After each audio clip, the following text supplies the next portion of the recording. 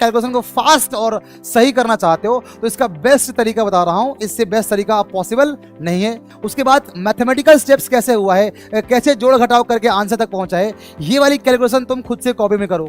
ये regular practice अगर आप 7 से 10 दिन करोगे, आपकी कैलकुलेशन गारंटी के साथ सुधर जाएगी।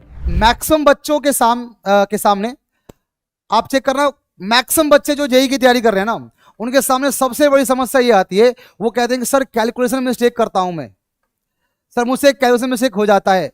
मतलब मैं सवाल को समझ जाता हूं, सॉल्व करना शुरू कर देता हूं, सब कुछ सही जाता है, कैलकुलेशन नहीं कर पाता हूं मैं बाद में। तो वैसे बच्चे जिनको लगता है कि वो अपना कैलकुलेशन सही से नहीं कर पा रहे हैं, उसके वजह से उनका क्वेश्चन अटक जा रहा है, या जितना टाइम लगना चाहिए उतना टाइम से ज्यादा टाइम आप ले रहे हो।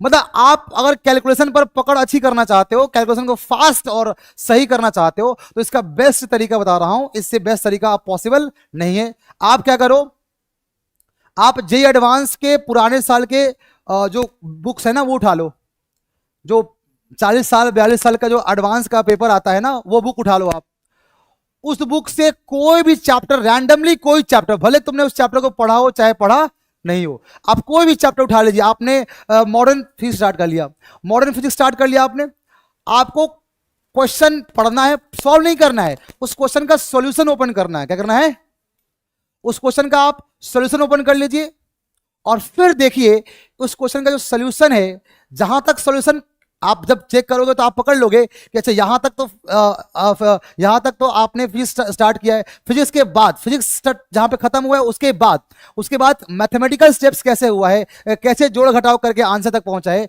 ये वाली कैलकुलेशन तुम खुद से कॉपी में करो और चेक करो तुम वहां तक पहुंच पाते हो कि नहीं।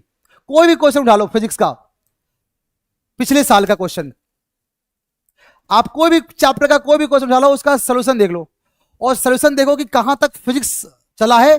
उसके बाद के स्टेप्स में जो सिर्फ कैलकुलेशन है, वो कैलकुलेशन वाला पार्ट से आप पिक करो अपनी कॉपी में और वो कैलकुलेशन खुद से करो और चेक करो कि फाइनली तुम्हारा मैच कर रहा है कि नहीं।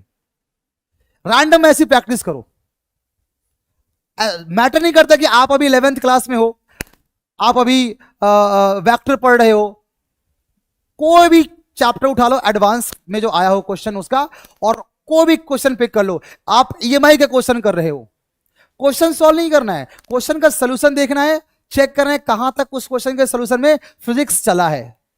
फिजिक्स के बाद एक ऐसा स्टेप आता है जिसके बाद सिर्फ और सिर्फ कैलकुलेशन रह जाता है। तो जब कैलकुलेशन रह जाता है वहां से आप पिक करिए और वो कैलकुलेशन को अपनी कॉपी में करिए और चेक करिए कि आप कितना जल्दी कर पाते हैं और कितना सही कर पाते हैं। ये रेगुलर प्रैक्टिस अगर आप 7 से 10 दिन करोगे, आपकी कैलकुलेशन गारंटी के साथ सुधर जाएगी, ये वादा है मेरा। ये करके देखो, इससे बेस्ट तरीका फिजिक्स में कैलकुलेशन को सही करने का, एक्यूरेसी बढ़ाने का, इससे बढ़िया तरीका और मार्केट में है ही नहीं। आप इसको फॉलो करिए, आपका कैलकुलेशन बढ़ेगा, आपकी स्पीड बढ़ेगी विथ एक्यूरेसी। तो अगर आपको स्पीड और एक्यूरेसी पे काम करना है, that is the best way ever.